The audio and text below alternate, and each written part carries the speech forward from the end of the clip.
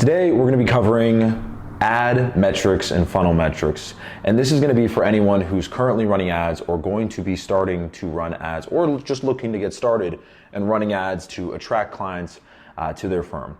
So we're going to be going over the key metrics because when you go into the ads manager, whether you've been in there before or it's your first time, it can be an overwhelming place. But once you start to understand what these metrics mean and what changes should be made based on what those metrics are telling you, you start to get a better understanding, you start to be able to make the tweaks that are necessary, and you start to actually be able to drive campaigns that give you a positive ROI. Because at the end of the day, the chances of you putting together a funnel, putting together a campaign, launching it, and first go without any iterations, it converting at the greatest ROI possible, very, very slim, right?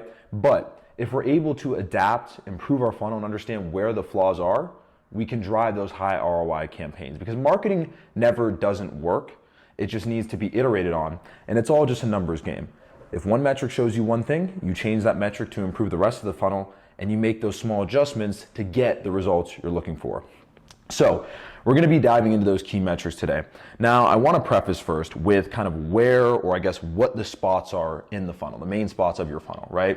You're going to have your kind of feed, which is just going to be obviously social media. And specifically, I'm going to be talking about Meta. So Facebook, Instagram, more so social media rather than say Google, pay-per-click, or anything along those lines. So you obviously have in feed. So your feed is where people are going to be seeing your ads. That's where they stop, they click, they read the caption, they click on the video, whatever it is, and engage there. The next step is typically going to be your landing page, which, depending on what you're running, could be a lead magnet funnel, could be a webinar funnel, could be a VSL funnel, anything along those lines. And then you have your calendar or booking in, that's the end goal. We want to get qualified appointments. The end goal is obviously clients, but when it comes to advertising, that's how we get those qualified appointments. And we want them to show up, and we want them to be qualified, nurtured, educated. So what are some of the metrics or key metrics you're going to see when you dive into the ads manager? Now, everyone's going to know the cost per result or, the cost per schedule, the cost per lead, but that in all honesty is one of the most vanity metrics there is, right? Because you can look at it a couple of ways. If I had a cost per lead of $5, but the people that were coming in as these leads were, they had $50 to their name, they couldn't invest with you, they were 23 years old and just were not an ideal client fit, I don't care if your cost per lead is $5. You're never going to convert on an actual client. And that's why that metric is kind of a vanity metric, right? You obviously want to know what the actual qualified outcome is. Additionally, you could have a cost per lead of, we'll say $500. But if those people that are coming in have 10 million in assets, they're your ideal client, you'd be okay with paying $500 for those leads. What it comes down to is the funnel running smoothly? Are people going to the next step? And not just anyone, but the right people. And how do we know that? So the main first metric you're going to see in your ads manager, or that kind of is the start of your funnel and is going to be this kind of feed view for you, is going to be your CPM. This is cost per 1,000 impressions, right? And so what this means is how much does it cost you to get your ad in front of 1,000 people? So the lower the CPM is, that means the more, engaging your ad is, but it also could be higher based on who you are targeting.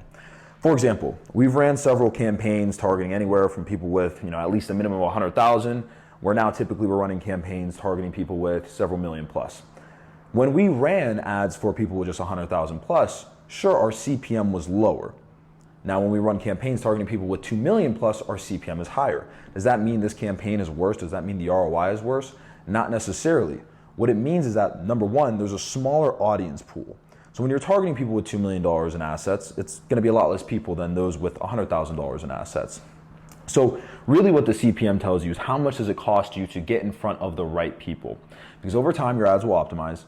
The advertising platforms are very good at getting in front of the right people, but it obviously costs money to get in front of those people.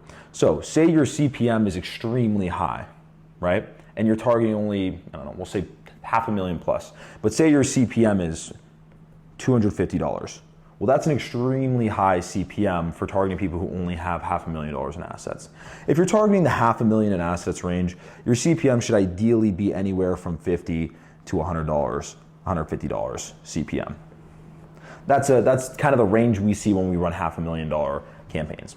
Now, if you start getting up into the 1 million, 2 million, 3 million kind of qualification in terms of who you're targeting, your CPMs can be a little higher, maybe from that 150 to 250 because there's less people.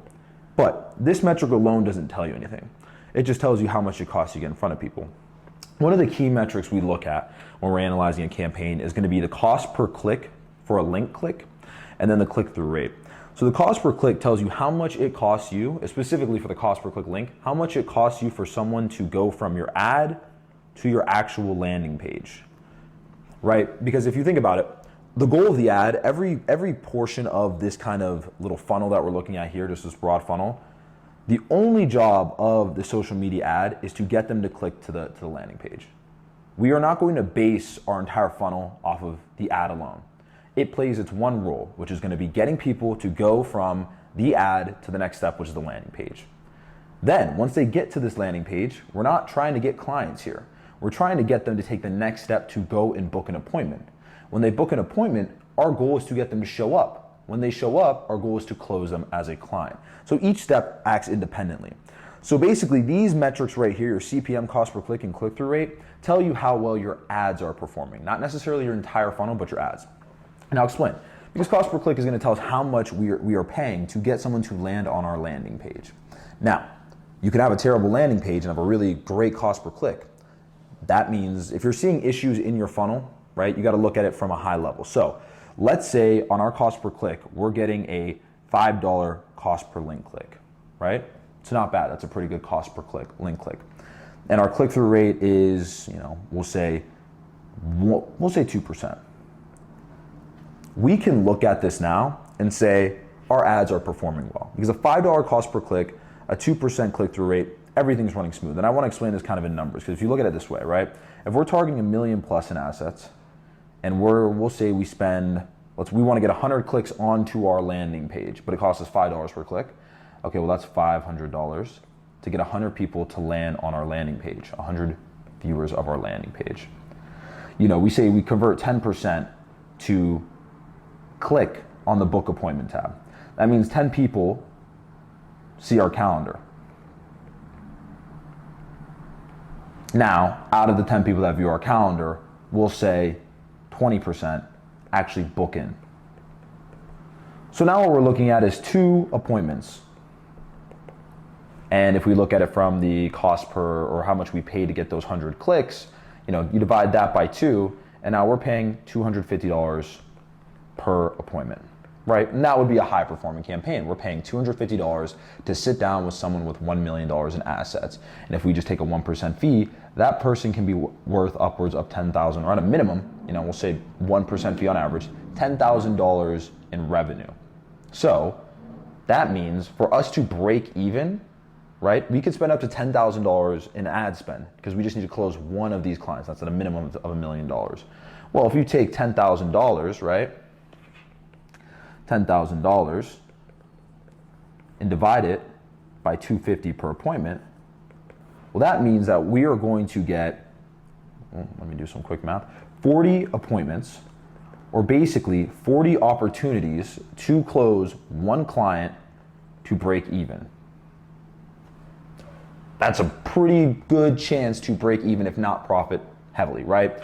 You would have to have, a 3% close rate to break even on this kind of funnel. So again, this is kind of the view of when we're going through these metrics, what that looks like. But cost per click is a key metric we look at because that is going to tell us how much does it cost us to get the views on the funnel, which the funnel is then going to take those people to book an appointment. Now, if your cost per click, and I'll start with CPM real quick. If your CPM is extremely high, right, your cost per click is naturally going to be higher because only so many people are going to click through. Your click-through rate is only going to be so high.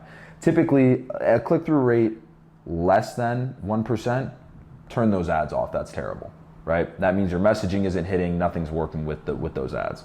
A click-through rate of 1 to 2% is mediocre. Like, these aren't great ads, but they're not terrible. Other parts of the funnel can make up for that 1 to 2% click-through rate and still give you a profitable funnel.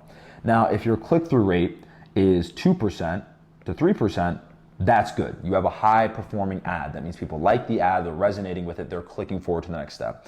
And if your click-through rate is above a 3%, you are crushing it. That ad is doing great. You want to increase your ad spend most likely as long as your landing page is doing its job in converting, which we will get to those metrics in a little. But looking back at this, if your cost per click And these two are going to be pretty interchangeable, right? You can either look at cost per click or click-through rate, because they typically, as your click-through rate increases, your cost per click is going to decrease. They're kind of just varying metrics. So same thing here. Cost per click, though, is a little more of it's not as hard metrics. Like, these are very standard percentages for a click-through rate. Depends, at least for the advisory industry. In terms of cost per click and CPM, they can vary, again, depending on the asset level you're looking for, the niche that you're looking for. The more specific and targeted you get, the smaller audience size you get, therefore the higher your CPM is going to be. And the higher your CPM is, the higher your cost per click is going to be. But if you have a relatively high CPM, but you have a high click-through rate, well, your cost per click is going to be still attractive. So when you have a high CPM, you don't necessarily stress. It could be, well, it depends on who your audience is, but if you have a very targeted audience and your CPM's $200 CPM, that's okay. That's not something to, all of a sudden turn the whole campaign off. But if you see that your CPM is high and your click-through rate is low, that is when you have an issue. Because typically, as you get more niche specific targeted and your CPM might increase a little bit, you want to have a click-through rate that increases because you're finding the exact right people who your messaging is really resonating with. So if you have issues here, so say your click-through rate is really low, and this is going to be one of the key metrics here, that means that your ads aren't resonating with people. It means either one, your first impression isn't great, right? They see the ad, they're like, I'm not very interested. This doesn't look like a very trustworthy person. Two, the messaging just isn't attractive. It's not appealing to them.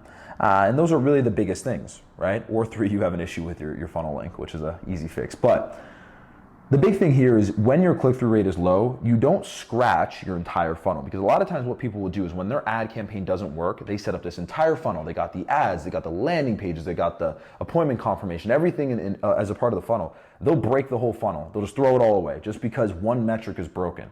Whereas if your click-through rate is low, the only thing you need to change is test more ads, because that is an ad metric. That doesn't mean your funnel's broken. That doesn't mean your whole campaign is broken.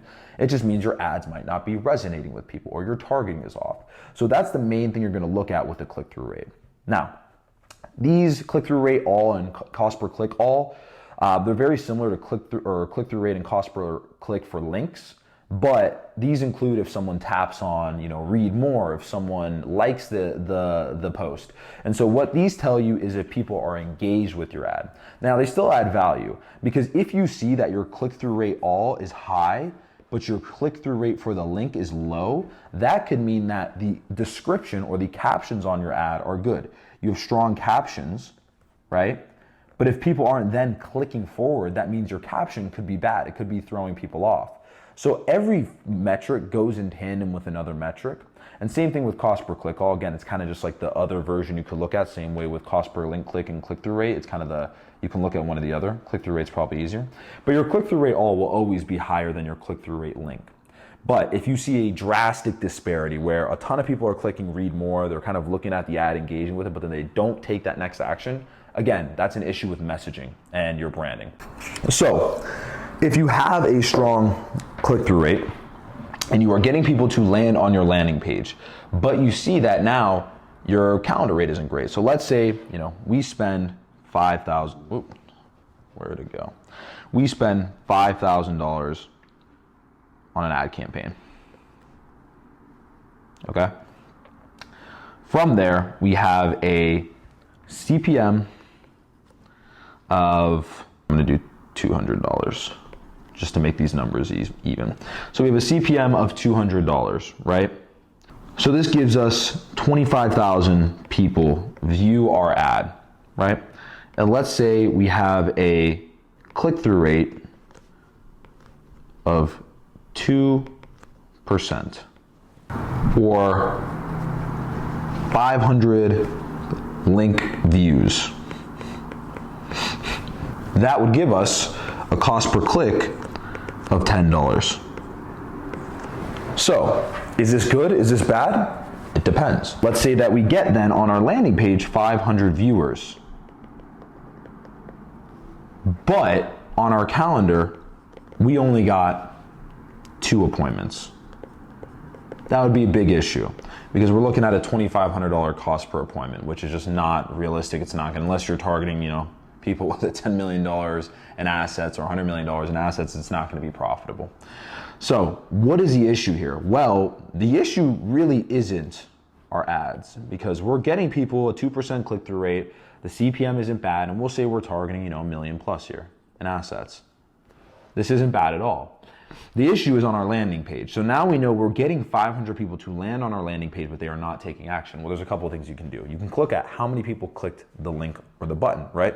And if you have a VSL, if you have a webinar, an opt-in, obviously it's going to vary. But if we're seeing that majority of the people are landing on our landing page but not taking action, that's going to be an issue. Now, how we track it is we look at button clicks. So say we have a calendar on a pop-up or on another page, we can see that, okay, a lot of people are clicking the button or maybe they aren't. If no one is clicking your buttons, that means that they are getting on your landing page and either there is an issue with your messaging, it is not cohesive, or something is going on to where now they are uninterested. They were interested by the ad, but when they got to the landing page, they now have no interest. So what we need to do is make sure that, one, our landing page is cohesive or cohesive with the ads. We need to make sure it is extremely direct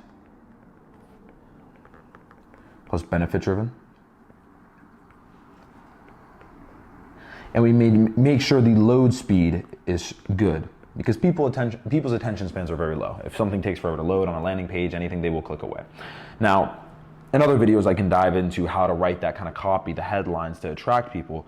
But we can see here now, the issue is not in our ads, so we shouldn't just turn off this campaign. It's with the landing page, which is a much easier fix. Instead of scratching an entire campaign, now we just adjust our landing page to actually convert more viewers. Because let's say we got those same 500 viewers, right? And we were running a direct-to-calendar VSL. Well, in that case, we would then say, we'll say out of these 500 viewers, right? We had a button that took them to the next page. We got 10% of those people to click that button. So a 10% click-through rate on our landing page. That would mean now that we had 50 calendar views, right? And out of those 50 calendar views, 40% that went to click to go to the calendar booked themselves in, or a 40% conversion rate, because there's going to be drop-off. Well, that means now we would have 20 booked appointments. So now that 2 appointments, that was, the same exact ads did not change, same qualification, same everything. Well, instead of it being a $2,500 cost per appointment here, it's now going to be a $250 cost per booking. So you can see that the landing page improved our campaign. We didn't need to turn off the ads. We didn't need to break everything down. We just had to look at the numbers to see what was the issue. And so really the big idea here when you're running ads is that all your campaign needs, now let me preface this. There are terrible campaigns. There are ad campaigns that are just terrible, that probably every metric is broken and you should just scratch it. But chances are, if you put together a quality campaign, you've done the research, you've analyzed things and looked out and said, okay, this is what we need, you're going to have a strong campaign. You might just have one little thing that you need to tweak. So instead of breaking everything, throwing it away, and giving up on advertisement, you need to be able to understand the metrics to know what to change, how to change it, how to improve it, and how to make sure that your funnel actually generates you a quality ROI. Because at the end of the day, leads don't pay the bills, appointments don't pay the bills, revenue does. And we're looking to close qualified appointments. But we have to make sure that we're placing those qualified appointments on our calendar at a rate that makes sense. So this is kind of a high-level overview on metrics, on how to analyze your ads manager account.